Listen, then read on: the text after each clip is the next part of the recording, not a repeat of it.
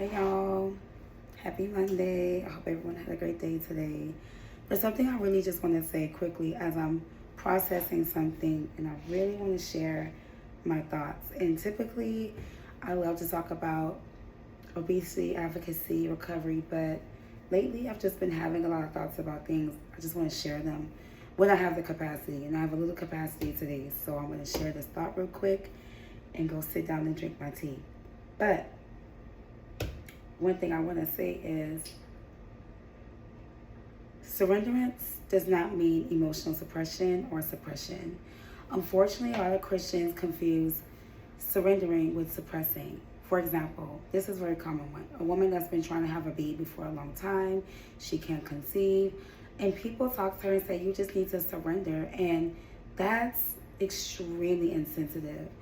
Basically, what a lot of Christians say to people versus what actually needs to happen is they teach people to suppress their desires, and that having a desire is wrong, or if you have this desire, you're trying to play God, but that desire is normal and God put it there. Real surrender does not mean I suppress my desire or that I suppress my need. Surrender is I just give God the how. There's a big difference between surrendering and suppression. Giving up control of how it's going to happen to God is biblical. Suppressing what you desire is not biblical, and it opens the door to a lot of demonic oppression.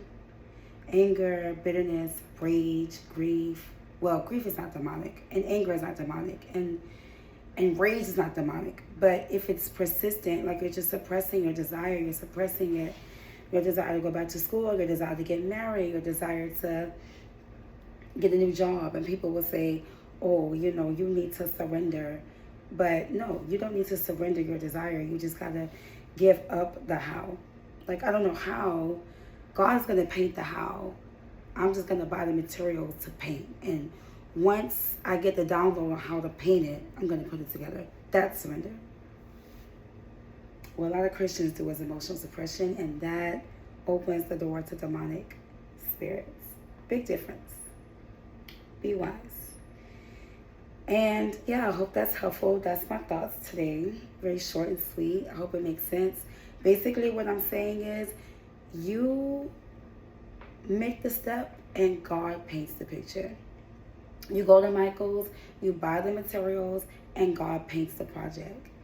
But you don't not buy the materials. You just give God the room to help you build the painting. It's kind of like that scripture in Psalms 1:27. Unless the Lord build a house, they that build it labor in vain. And that doesn't mean that they didn't build a house. They just build it with the Lord. It's different. That's surrender. Pride is, I don't need God to paint the picture. I'm going to just paint it myself. And there are some times where, yeah, we can kind of do things without anybody or any higher powers involvement. It's just, and that's not necessarily wrong. Don't hate me, but that's not necessarily wrong.